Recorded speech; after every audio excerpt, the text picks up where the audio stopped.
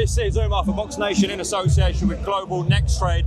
Well, listen, you're here in Riyadh, Saudi Arabia. George Warren's just come up to you and said he's going to have a meeting with your dad tomorrow. So, some things in the pipeline, H. Yeah, good things. Just got to listen to my team, you know what I mean? The main man, right here. And just do what I do, bro. Just do what I do. And keep putting on stellar performances. You got the whole team here. You got Spencer, you got Frank, you got your dad, you got George. That's it. Everyone's got here. the whole team here. Team Sheeraz. That's it. Team Sheeraz. What's next for Team Sheeraz, you reckon? Look at our leader. Look at him. There you go. I tried my best. What's next for Hamzah? Like you said, we're going to sit down tomorrow with Frank and the team. Yeah, we'll sit down with Frank and the team and then discuss what's next, bro. But I think there's big things in the pipeline. You know, when you're sat in the front row with Frank, you two are always pushing each other for who's best dressed. You realise that, yeah? Listen, Frank's an OG in the game, so I can't disrespect him.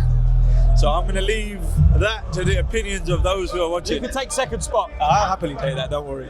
Hamzah, just to give some context of where we're at, we're in the Kingdom Arena, but there's open sparring here. That Box Raw, Ring Magazine, His Excellency all behind. This one, these two look like experienced fighters. So I think this one's going to be a tasty one. But like I was saying earlier, you can only thank Box Raw, the Ring, His Excellency Turkey Al Sheikh, and the team for giving these fighters the opportunity. Do you know what I mean? Normally on fight weeks like this, it's all about the main fight, the main event, but it just goes to show that His Excellency is not only trying to better the fighters in the spotlight, but the fighters coming up as well. So it just shows what a man he is, bro.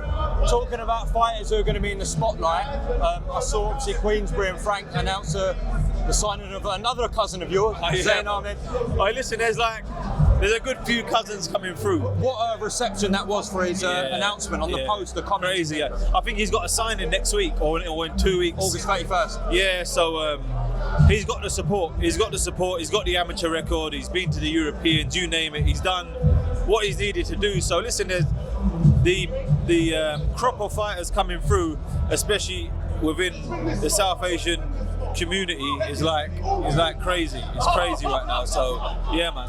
Break down why he's so special. Because within our family, he's the one who's achieved the most. And stylistically, he's a very, very correct, neat boxer. So yeah, he'll do his thing. Listen, we look forward to his journey. In terms of Saturday night, Moses Itauma is carving out his journey, of course. And I feel like, although your fight was an American, you captured that audience. That was kind of like a fight to get the hype train back on for Hamzah Sheeraz. Yeah. Obviously, Moses' hype train's been going up and up. This is going to surely, if he gets a victory with Dillian, take him to another level, Moses. Yeah, no, absolutely. It's a hard one though, because it's, you know what it reminds me of from a selfish perspective, my fight against Dillian Williams. That's what it reminds me of. Very similar in terms of someone who's fought for world titles. Would you say that's fair explanation? 100%. Yeah. So that's the kind of S it's got to that fight, but it all comes down to how much Dillian's got left. If Moses can copy you, then he's in for a treat. He's a superstar, bro. He's different. He's different, baby. When you break the fight down, how do you actually see it? I'll break it down two ways. Moses flattens him out within 4 rounds. If it goes past four, I feel like it could get a little bit tasty.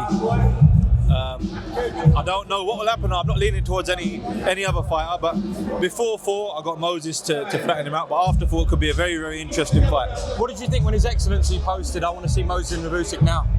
You know what? His Excellency had a very valid point, and I'll tell you why. Because he's given fighters the financial backing and the opportunity to test themselves against the best.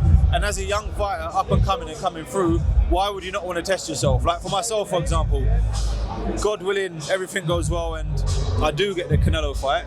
Some people might say it's too early for me, but me as a young, hungry fighter, I get the opportunity to prove I'm the best against the best. So I think it makes sense. I think it definitely makes sense, given how boxing is shaped now.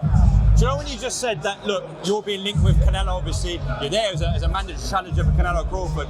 Moses at 20 is being linked with Dillian Whyte. There was this kind of sense from boxing fans, now that Fury and Joshua are coming to the last part of their careers, where's the new stars? But when I look at you, when I look at Moses Itauma, you guys are going to carry the sport forward. Yeah, no, it's surreal when you say things like that, because I've been a student of the game, someone who's watched boxing from young and got dreams and aspirations of being the next faces of British boxing. And listen, like I said, God willing, inshallah, I get the opportunity, I could become that face. Yeah, it's a massive challenge, but the Belanga fight was a massive challenge as well. Not that I'm comparing the two, but the context of it is the same. A couple of more just before we close off. The man who's actually carrying Britain at the moment, the only world champion, Nick Ball's back in action. Yeah. I mean, I bet you're kind of glad there isn't a super middleweight kind of Nick Ball out there. He's a terrifying prospect. He is a wrecking ball, isn't he? He's a little machine, but I've always respected him. Always respected his fighting style, how he is as a man, very humble, very about his business. So someone I can take a lot of inspiration from. Absolutely. And the last one I want to get your thoughts on is Philip Hrgović with David Adelaide. Philip's a big favourite. Right, listen, I need our boy David Adelaide to produce the goods. David's my boy. Wow, okay. He's my boy. We fought on the lockdown shows together, about 2 or 3 of them. So, and I love the guy, man. What a guy. And I feel like he's going to knock Hrgović out. Really? Yeah, I feel like Hrgović is too confident, way too confident. And you can see it. You can just see it in him, and you can see David's locked in. And the change of coach with Adam Booth. What a coach. He's a serious coach, teacher. I feel like we've delivered the goods. Listen, we look forward to a great night live on DAZN pay-per-view. What is, the Saudis, what Queensbury are doing together is just incredible. Wait, let me ask you your predictions. What we got tomorrow? Dillian Whyte, Moses Itauma. You know I can't say that. Come on. Just give us. Go away, let it go. That's Derek telling me to F off. Brilliant.